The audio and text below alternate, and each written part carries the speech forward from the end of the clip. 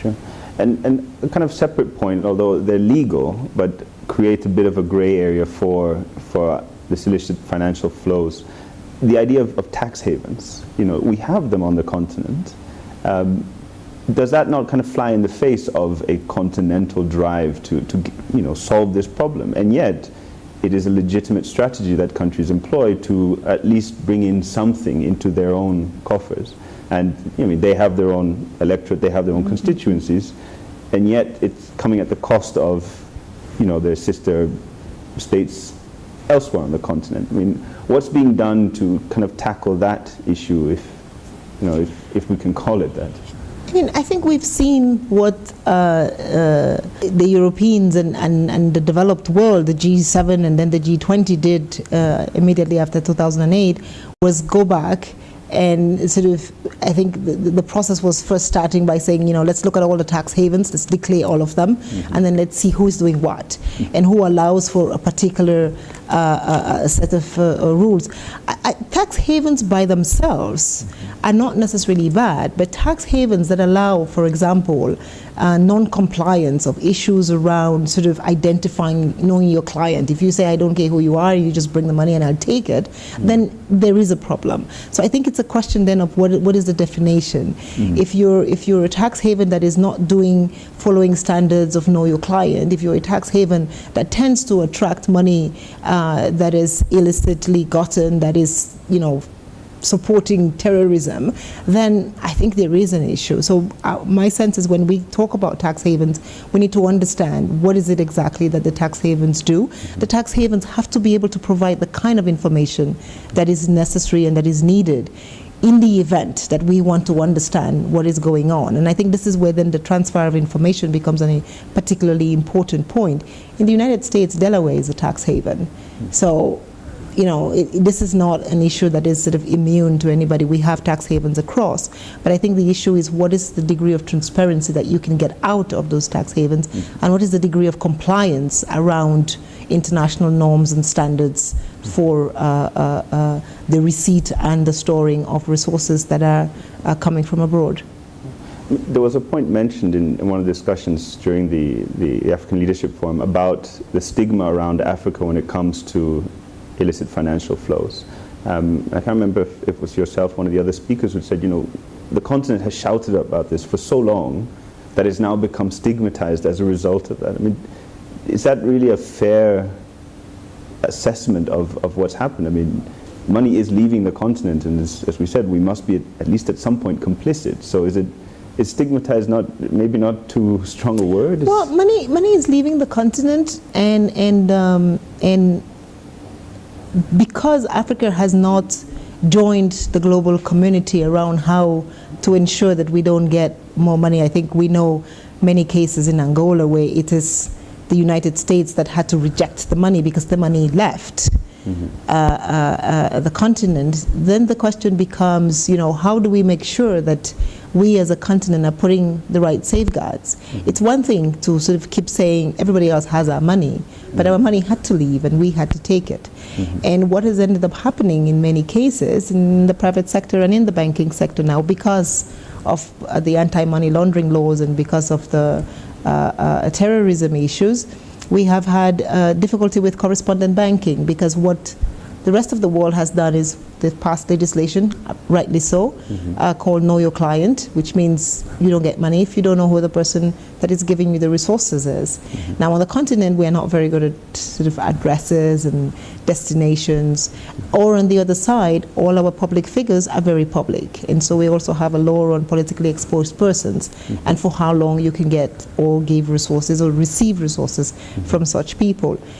Because we cannot always trace where the resources come from, if you're a minister on the continent today and you went abroad, it's very difficult to open a bank account. It's very difficult to sort of do business, because you are a politically exposed person from a continent that does not have the right kind of legislation or has not allowed and provided a space for you to declare your assets over time. So in any other country, if you were the prime minister of a country, you could the next day go and open a bank account, and we know many that have done that in the West. From Africa, it would be very difficult to do it the day after because you don't have any system of asset declarations to guarantee and to ensure a non-African bank that the resources that you're trying to put in are legally gotten. Sure. And kind of one final question on the more kind of global element of this. Is there really that much of an appetite to solve the problem of illicit financial flows from Africa? Given, you know, someone somewhere is benefiting from this, I take the point that after 2008, Europe, the West, the rest of the world kind of says, okay, now we need to figure out what's going on because it's in our interest. But is anyone really going to come to Africa and say, look, sort your books out? Or is this something that really has to come from within? I mean, how much cooperation is there to solve it from the kind of African perspective? Look, the United States under President Barack Obama passed the Dodd-Frank law at the time, which was basically asking all the mineral companies to declare their assets, and there was a lot more transparency around that. And that was good. The OECD, with the Fiscal Stability Review Board, passed a series of laws on the FATF, and that was good. But I think as a continent, we cannot expect the rest of the world to solve a problem which is intrinsically ours. We must begin to lead the way, and I think that is where in South Africa, when we look at what the Auditor General is doing, in Senegal, when we look at the declaration of assets, when we look at the pursuit of illegally gotten wealth, the trials and the condemnations, we must say that Africa is making an effort. When you look at in Ivory Coast today, all state employees are asked to declare their assets. So there is, I think, some progress. I don't think the efforts that we're making is commensurate with the magnitude of the problem. I think we need a lot more effort in our tax agencies. We need a lot more transparency in the banking system. We need to work a lot harder with the mining companies, and that is where you need slightly more collective action, because with mining companies, these are multinationals, these are giants. Some of them total assets are much larger than GDPs of particular countries. And so it can only happen if you have a coalition of countries that come together and say, these are the rules. And that's why we're working to see whether we can begin to create frameworks of sort of mining frameworks, a mining law, a local content law, and a tax fiscal policy legislation around the mining sector, so that any government that comes can get some sense of what is it that I need to do, what is it, because what we see now on the continent is a race to the bottom. Everybody's trying to give tax exemptions, but we also know that tax exemptions are not really what companies are after. They're after a better business environment, stability in the energy sector, better transportation, better logistics, and many countries believe that with tax exemptions you can make up for the lack of good infrastructure, but that's really, I think we have enough evidence from across the world that this is not the case. Sure. And in terms of, from your perspective now, if I could we'll start with the negatives, you know, what kind of key challenges do you think remain to really solve this problem, if I can say that? Only one, leadership. Can you maybe extrapolate on that? It's a very broad term. No, I think you need determination. You need leaders that say we're going to go out. But we know the solutions. I think the Thabo Mbeki report has been out now for five years. We've seen the OECD take action. We've seen the United States take action. And I think that we know what to do. We just need to now go after it and do it in a way. I think sometimes the continent is not yet at a space where, you know, when we actually go after the problem, then, you know, because of sometimes political fragility in different countries, there is always a balance. Do you want to go after the biggest business? Do you want to go after the biggest family? You know, what is that going to mean for the stability of your political coalition?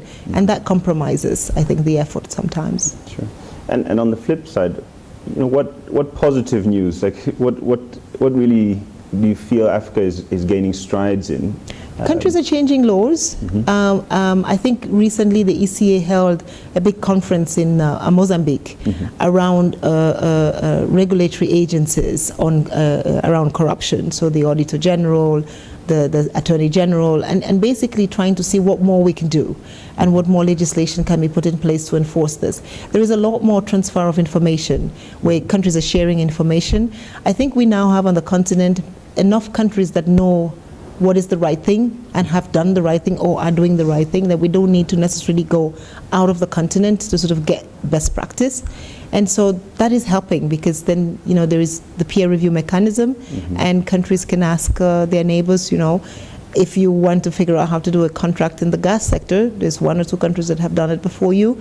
Of course, if you want to do oil, you go to Nigeria. There are tons of lawyers, tons of accountants that can explain the process for you. If you want to do gold, if you want to do diamonds, you can go down to South Africa. So I think there is the kind of knowledge that you need to ensure that you have the right legislation exist on the continent. What we need now is that we move towards enforcing, putting it in place and enforcing it, and ensuring that we can do it well, which begins most of the time with sharing the information, signing, the global conventions so that we all get on a platform that protects, because protection is always easier to stop the crime than to sort of get the kind of reparation. Exactly. So what we need to do, I think, is emphasize stopping the flow. We know 90 billion, 1 trillion, but we need to stop it and then start working on how we get it back. And Nigeria has been able to get some back, so I'm sure we can see whether we can get a few more from a few other countries.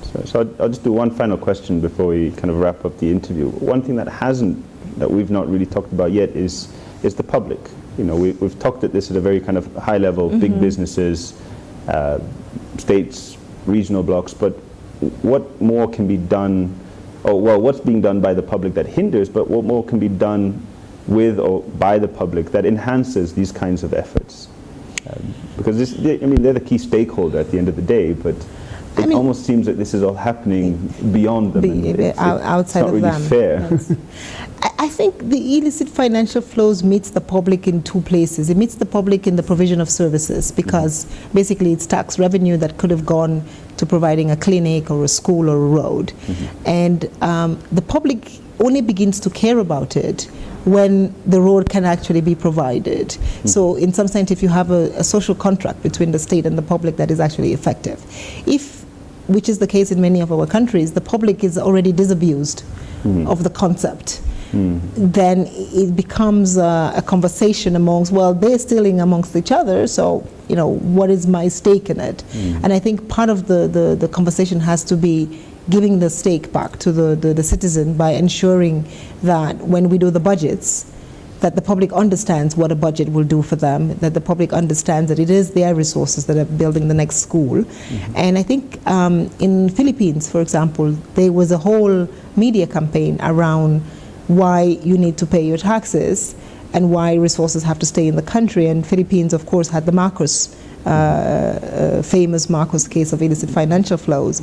And, because the state was able to explain to the public and begin to improve on the provision of fiscal infrastructure and social infrastructure, the population became interested in the idea that its tax collectors needed to be prudent and physically disciplined, and that the country needed to pay more taxes. And so they, as a collective, now got into a system where if they found a revenue agent that seemed to be living above their means, they will report them to the state, because they'll figure this guy is not, using government resources well. So I think the state can create a sense of a stronger social contract, the public becomes kind of trust, bond, yeah. Exactly. And then efficiency, because what's the point of paying the taxes if the state will use it but use it badly? So you need the trust, you need the efficiency.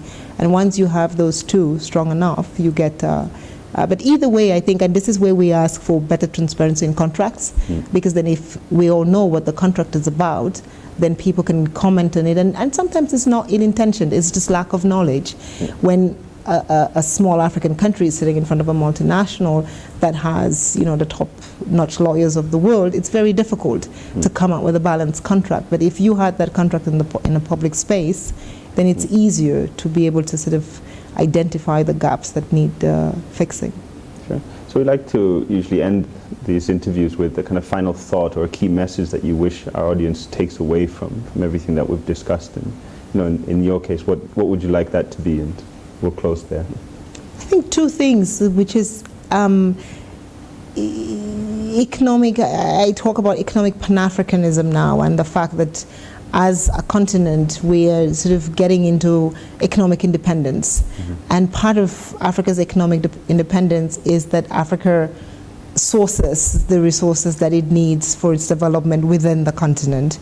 And that means increasing our national resource mobilization capacity and building better capital markets, because we will not, taxes, yes, are going to continue to contribute a big part of our development, but creating capital markets that allow us to multiply the resources that we have is going to be particularly important, and hence the need to stem the flow of illicit financial flows, because you can create tax systems that are at 34% to finance the infrastructure we need if we don't have that. But the continent needs to work collectively as an economic unit to do some of these things. On that note, thank you very much for joining us on the program, and welcome again soon.